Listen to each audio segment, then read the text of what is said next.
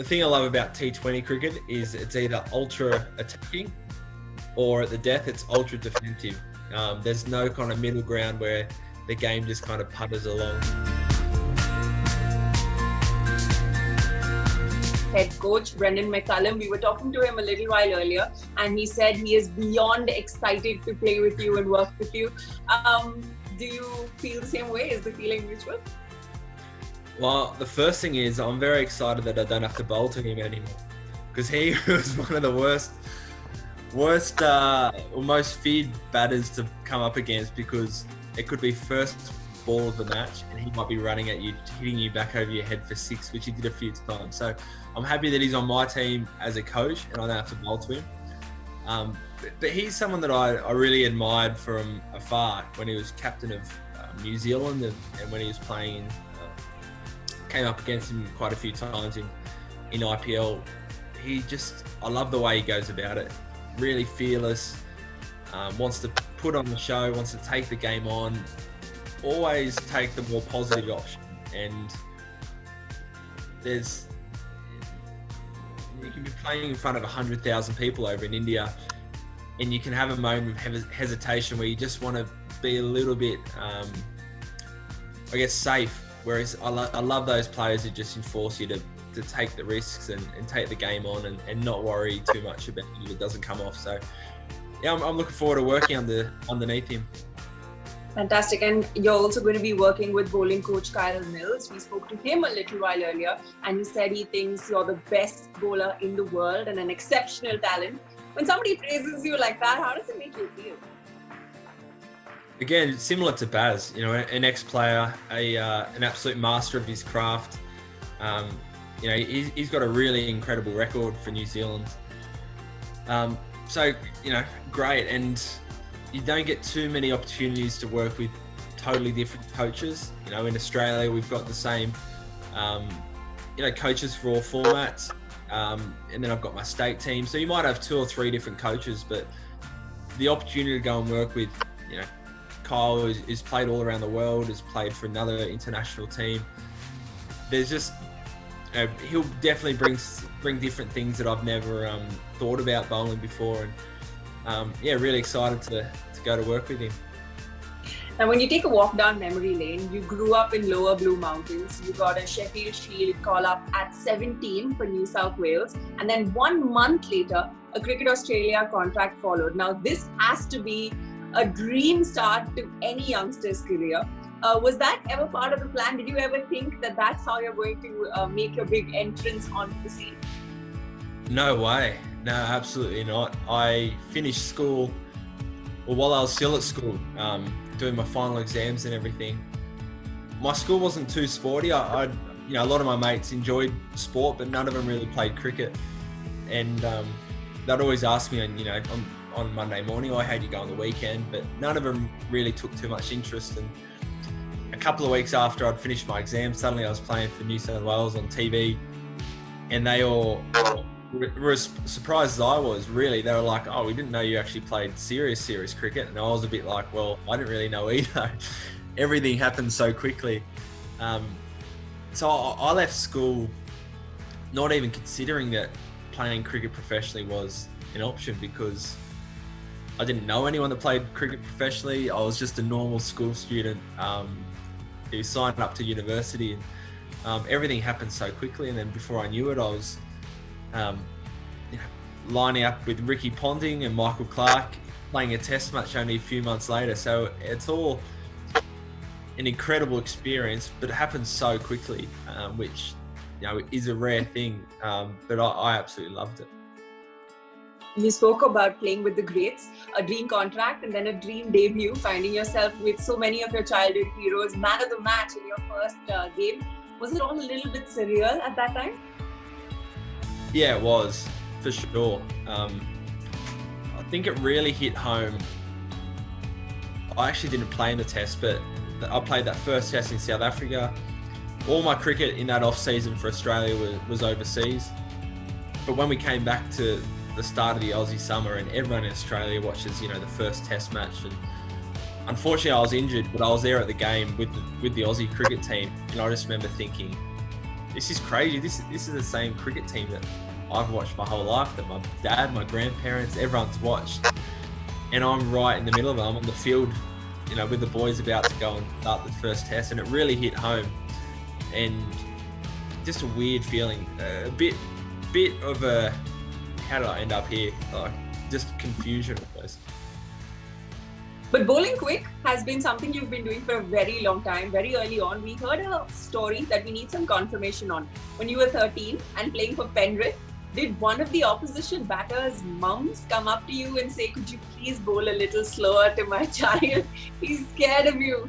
Did that really happen?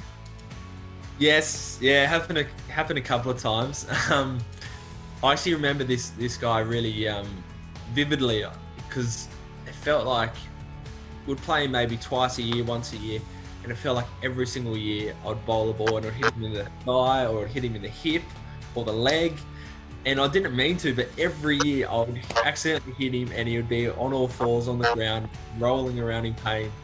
And I remember one year his mum just came up and said, "Oh, please just take it easy. You hit him every year." And you know, I said, "Oh, of course I'll take it easy." And then as soon as I got the ball, absolutely no chance I was going to bowl any slower. There has been a fair share of injuries in your career as well. Especially, it must have been a little frustrating to come back every year to the SCG and have to answer the same questions about your recovery and rehab and what new injury you had. How do you keep yourself motivated in a time like that? How do you pull yourself out of that mental rut that you sometimes fall into? Yeah, it was certainly a tough few years in terms of, since I was 6 years old.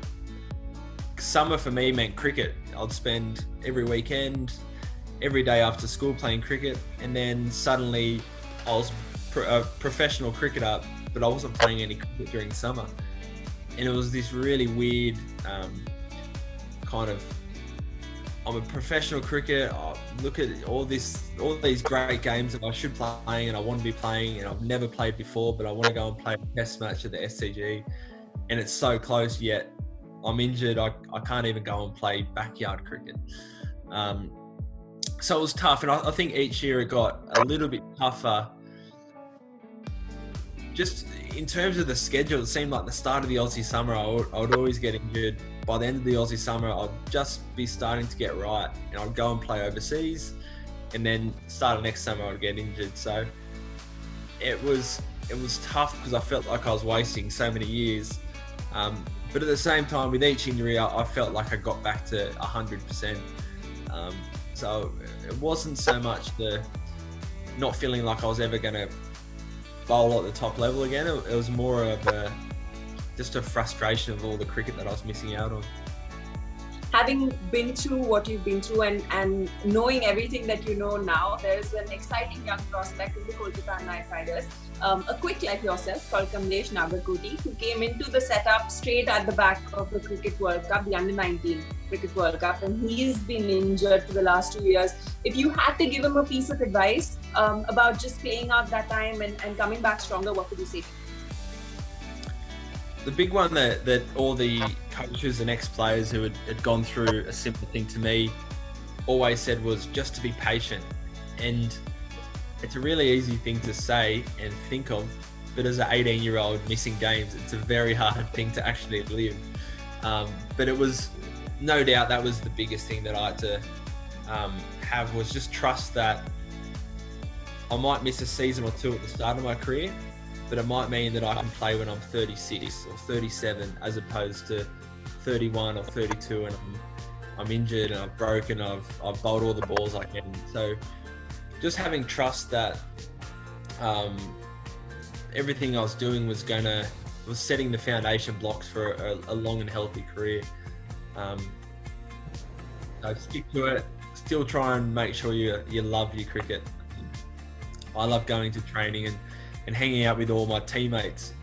So although I wasn't playing, 90% of the reason why I love cricket is hanging out with my mates. So I made sure I could still do that and love cricket through that. Who would you say are some of your best mates in the sport? Us fast bowlers stick pretty tight in Australia. So I'd say Joshy Hazlewood and Mitchell Stark, we're pretty tight. And someone else who thinks he's a fast bowler, Mitchell Marsh.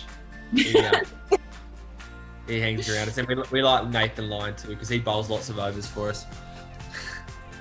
When now we want to talk to you about Brett Lee. You mentioned him earlier, one of the greatest that Australia has seen, and a big superstar here in India as well. His fiery pace and his chainsaw celebration got people excited about him even today. Growing up, was he one of your idols? And who were really all of your idols while you were growing up? Yeah, and what about that song that he sung? That's a great song. He was. I mean, if you're a kid, I mean, our Aussie cricket team that we had at that stage, we were so lucky. We had Shane Warne, we had Glenn McGrath, Ricky Ponting, Steve Waugh, Matt Hayden, Justin Langer, 11 superstars playing in every test match. And I loved the way Brett Lee went about it. He was the younger one in the team. He always wanted to bowl fast. He had his big celebrations. He had his blonde hair. He was jumping around. So I loved him, and he's someone that I used to try and mimic in the backyard, try and do his chainsaw celebrations. And I think now I think this is my 9th year or 10th year of playing professional cricket. He bowled over 150 kilometres an hour for a 20-year career, which is just mind-boggling. So, loved being a absolutely amazing Australian player and an ex-KKR player. So we love him. There's been so much talk about the emphasis on death bowling, but for someone like you, who's an out-and-out pace demon, who does well in swinging the new ball, the most returns can come from the power play. Do you think that will be your role coming into the Kolkata Knight Riders? Yeah, we'll have to talk about that once we get over there and look at the makeup of our side. I love the thing I love about T20 cricket is it's either ultra attacking or at the death it's ultra defensive. There's no kind of middle ground where the game just kind of putters along. So I really like getting the new ball and trying to swing the ball around. But also a role that I've probably played a little bit more is 4 or 5 overs later, the batters might be set, yet you've only got 2 fielders out in the power play, and you have to go into the ultra defensive mode, which is a bit of an art in itself. So we'll see. I love it. You've got to, if you're an all-out bowler in T20 cricket, you've got to be able to bowl any time during the match. And that's why I love the format so much.